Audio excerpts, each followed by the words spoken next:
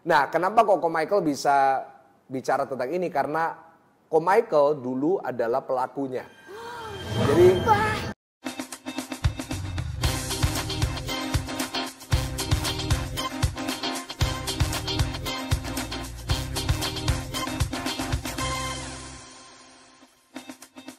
Nah, lagi booming di Gen Z sama milenial, anak-anak milenial ini. Lagi booming di TikTok juga love bombing, Niko. Nah, menurutnya Komik, love bombing itu termasuk dalam sikap toksik apa enggak? ya, jadi yang Michael tahu adalah love bombing itu adalah salah satu ciri orang yang punya sifat-sifat narsistik atau sifat-sifat toksik.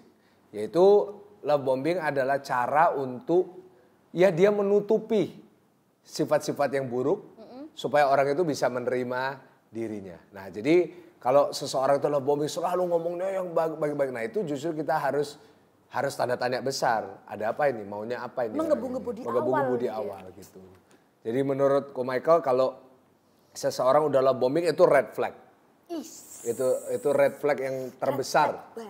Kenapa? Karena ya berarti there is something wrong with him.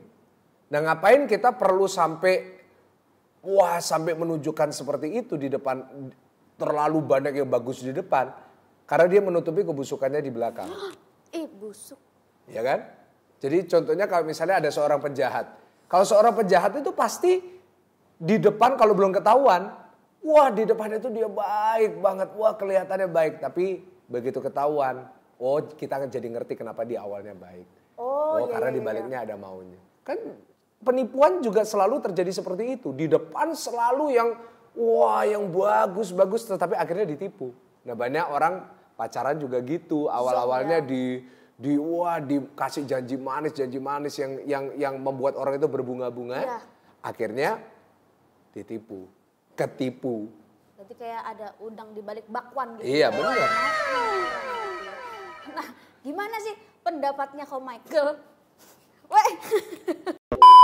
Pendapatnya Michael mengenai dating yang berujung HBD, hubungan badan, seks gitu ya, berujung dengan seks. Nah, itu gimana pendapatnya Michael? Jadi kita harus tahu seks itu bukan sesuatu yang tabu seharusnya. Nah, masalahnya the problem itu dari generasi kita yang sebelumnya adalah seks selalu dibuat gambarannya itu seperti tabu, dilarang, itu sesuatu yang out of bounds. Nah, masalahnya adalah manusia itu anehnya tuh kayak gitu. Jadi sesuatu yang dilarang justru mau dilakuin.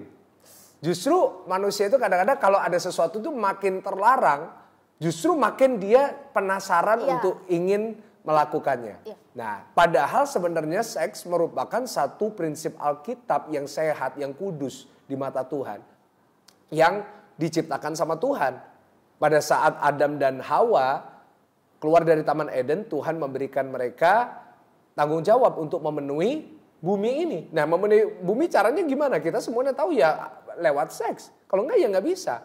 Nah, dari sesuatu yang baik sama iblis dibuat jadi sesuatu yang sangat buruk, sangat kotor gitu. Dan akhirnya banyak yang jatuh di dalam situ. Nah, tetapi kita harus kembali kepada prinsip seks didesain oleh Tuhan hanya dilakukan suami dan istri dan bertujuan untuk beranak cucu. Dan untuk bersuami dan istri. Bukan untuk entertainment. Nah, saat sesuatu yang kudus dibuat menjadi entertainment atau hanya menjadi sesuatu yang membuat kita menikmati, nah itu harus kita pertanyakan. Nah, apakah itu sehat atau enggak? Ya, Michael nggak bisa melarang semua orang karena semua orang punya kehendak bebas. Michael sendiri sadar sebagai gembala, sebagai pendeta, Michael bisa kasih nasihat, tetapi nggak semuanya bisa Michael control. Tetapi kita harus sadar sebagai anak-anak muda bahwa itu sesuatu yang bukan untuk dilakukan orang yang belum menikah. Kenapa? Karena seks itu sesuatu yang sakral, yaitu yang bersatu bukan cuma tubuhnya, rohnya juga, jiwanya juga, dan itu implikasinya banyak. Nah, seks itu yang di luar pernikahan, seks yang dilakukan di saat pacaran, itu ujungnya hanya berujung kepada sebuah kehancuran. Kenapa? Karena itu akan merusak masa depan dua orang kalau misalnya mereka gak jadi. Kok kan pasti jadi sama orang ini. Gak ada yang pasti di dunia ini. Jadi sebelum kita menikah, sebelum kita memutuskan untuk di depan altar kita janji nikah, gak ada yang pasti. Jadi jangan pernah bilang pasti. Itu menurut Michael seperti itu. Lah, setelah itu apa untungnya jika kita nunggu tidak melakukan seks sebelum menikah? Apa untungnya bagi masa depan kita? Nah, kita nunggu tuh buat apa gitu? Untungnya buat masa depan kita tuh apa gitu kok? Oke, untungnya apa untuk masa depan? Banyak sekali keuntungannya. Satu, keuntungannya adalah pada saat kita akhirnya nanti melakukan hubungan seks dengan pasangan kita for the first time. Itu kudus di hadapan Tuhan. Itu benar-benar akan sangat spesial sekali. Dan itu pasti kita bisa menghargai.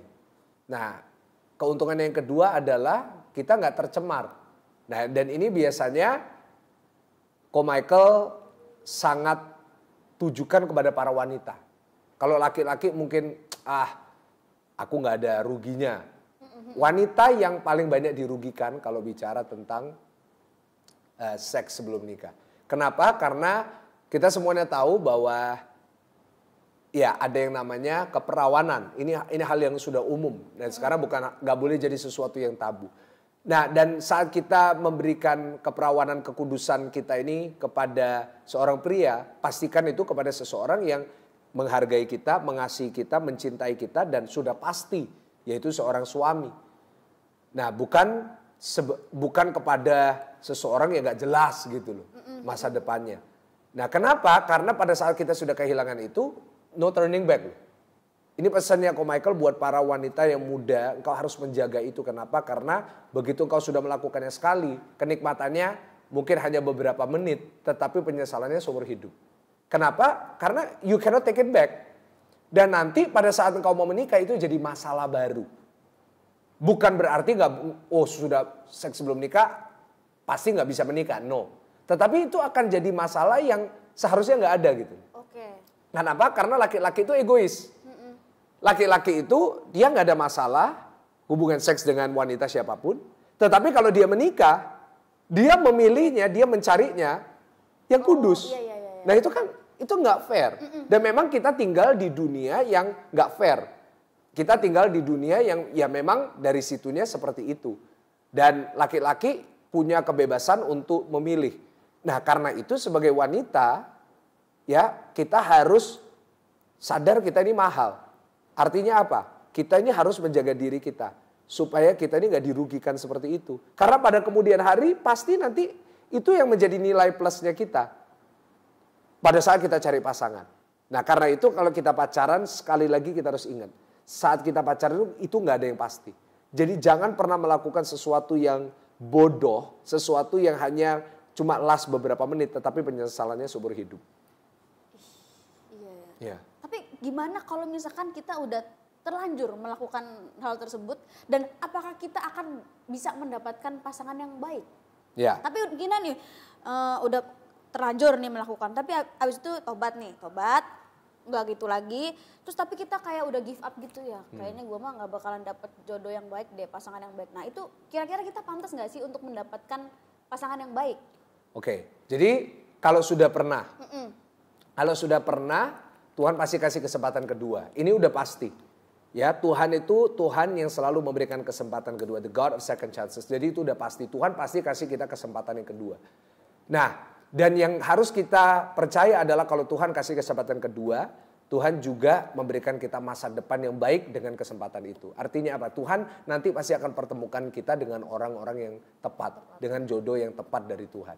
Nah, jadi saat kita sudah di titik di mana udah terlanjur, ya udah kita yang penting kita bertobat dan kita tetap percaya bahwa Tuhan pasti akan kasih kita yang terbaik. Karena mungkin misalnya kita berpikir kok yang baik pasti nggak mau sama aku. Loh, tapi siapa bilang? Itu tidak menutup kemungkinan. Memang karena ada yang pasti bisa menerima kita. Kalau memang dia mencintai kita, mengasihi kita dengan sungguh-sungguh, pasti dia akan mau. Nah jadi pesannya Michael adalah kalau udah terlanjur, jangan selalu hidup menyesali dan jangan selalu merasa dirimu murah dan merasa dirimu ini ya memang gak deserve untuk mendapat yang baik. Akhirnya apa yang terjadi? Kalau orang udah merasa, oh aku nggak deserve yang baik, what happened? Akhirnya dia, ya udah sama siapapun aja boleh. Asal pokoknya ada yang mau sama aku. Tapi nggak boleh gitu. Tuhan udah siapin yang terbaik. Kita tinggal tunggu waktunya. Karena kalau kita menemukan seseorang yang benar-benar mengasihi kita, dia juga pasti akan bisa menerima masa lalu kita. Jadi pasti Tuhan akan pertemukan kita dengan orang yang seperti itu. Jadi jangan pernah bilang, wah berarti aku nggak mungkin dapat yang baik. Enggak. Pasti Tuhan akan kasih yang baik. Amin. Seperti itu. Tapi kok ini terakhir nih kok. Tapi gimana kalau misalnya kita udah mengalami itu semua dan akhirnya kita kan rekam otaknya jelek nih yang kalau aduh pacaran akhirnya memutuskan untuk nggak mau nikah gitu. Boleh nggak punya pikiran kayak gitu? Nah sama seperti jawabannya boleh nggak pastor child free? Ya jawabannya ada ya terserah setiap orang. Semua orang itu boleh melakukan karena kita diberikan kehendak bebas. Ini udah jelas. Kamu nggak mau menikah juga nggak ada masalah. Tetapi kembali yang Ko Michael pernah khotbahin. Tuhan itu udah kasih kita desain dalam hidup di dalam Alkitab. Seorang laki-laki akan meninggalkan ayah dan ibunya, menikah dengan istrinya dan dua menjadi satu. Jadi pernikahan itu sudah ada di desainnya Tuhan. Beranak cucu di desainnya Tuhan. Nah kalau kita melanggar itu boleh nggak? Ya boleh aja. Karena kita diberikan kehendak bebas. Sama seperti Ko Michael pernah kasih contoh meja ini. Kalau misalnya meja ini di manualnya dibilang bautnya harus dipasang 10. Kita mau pasang 5 boleh nggak? Boleh. Tapi kalau rusak boleh nggak kita salahin yang jual? Nggak boleh. Kenapa? Karena manualnya udah bilang 10. Kamu nggak ngelakuin, ya kalau ada apa-apa ya kamu jangan blame yang jual. Nah begitu juga dengan Tuhan. Kalau Tuhan desainnya sudah menikah, yaitu semua orang menikah, berpasangan. Tapi kalau kamu nggak mau juga nggak masalah. Tapi kalau nanti kemudian hari kamu menyesali. Misalnya nih kita sekarang umur 20-an. Yaudah aku nggak mau menikah. Akhirnya kita mutusin nggak menikah. Terus nanti umur 60, 70 kita nyesel. Waduh kenapa? Kita nggak boleh marah sama Tuhan. Kenapa? Tuhan udah kasih tahu. Tuhan udah kasih desain, kita nggak mau nurutin. Kita tetap lanjut. Tapi jangan nyalain Tuhan kalau sesuatu buruk terjadi. Jadi seperti itu. Jadi kalau nggak mau menikah ya juga nggak apa-apa. Tetapi percayalah, ada banyak orang berpikir seperti ini. Pacaran itu pasti lebih indah dari pernikahan. Karena itu, wah kalau pacarannya aja nggak enak, apalagi pernikahan loh. Itu salah. Justru yang benar adalah pernikahan itu pasti lebih enak daripada pacaran. Ko Michael ngalamin itu. Kenapa? Karena kalau kita udah menikah, kita itu udah tidak ada lagi batasan.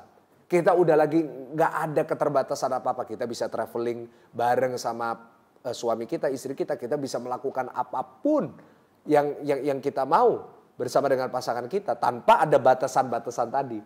Jadi kalau ada yang bilang, oh kok enak pacaran, itu salah. Ko Michael udah ngalamin, jauh lebih enak kalau sudah menikah.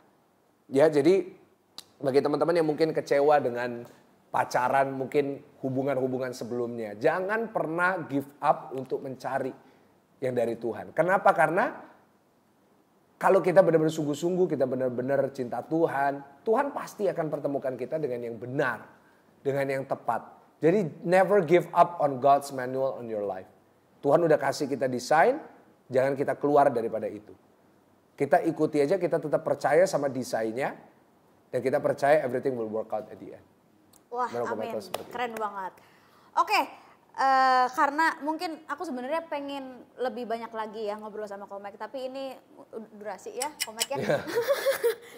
Terakhir nih pesannya Ko Michael untuk anak-anak muda, untuk youth mengenai bangun cinta atau jatuh cinta, pesannya untuk mereka apa? Silakan. Pesannya seperti yang Ko Michael tadi udah bilang, kalau lagi pacaran buka mata lebar-lebar, jangan pernah kita tertipu dengan omongan. Yang penting kita harus buka mata kita lebar-lebar. Kita harus lihat apakah ada masa depan dengan orang itu. Kita harus lihat apakah dia punya kapasitas untuk jadi lebih baik. Meskipun dia hari ini tidak 100% baik, ingat dia juga work in progress. Tetapi setidaknya kalau dia mau jadi pribadi yang lebih baik, setidaknya kalau dia ada usaha, kita berikan kesempatan kepada dia. Ya, dan yang pasti adalah Tuhan udah persiapkan jodoh yang terbaik buat kalian. Amin. Jangan pernah merasa bersalah atau merasa gagal karena jomblo. Karena jomblo tidak pernah dosa. Ya, jomblo itu justru lebih baik daripada jadi piala bergilir. Ya, jadi lebih baik daripada kalian ganti-ganti pacar, lebih baik kalian jomblo aja. Sampai Tuhan pertemukan kalian dengan orang yang tepat. Pesannya Ko Michael seperti itu. Ya. Amin. Yuk kita tepuk tangan teman-teman ya untuk podcast kali ini. Keren banget. Mungkin kapan-kapan next kita bisa sama Ceselin ya. Siap. Untuk part 2-nya Boleh. yang tadi itu. Oke teman-teman Jiut. Jangan lupa juga hadiri ibadah setiap minggu kita hari Sabtu ada Teens dan Youth jam 4 dan jam 6. Jangan lupa juga ikut G-Sport. Kadang kita kemarin juga udah basket, kita futsal, badminton, pokoknya bakalan seru banget.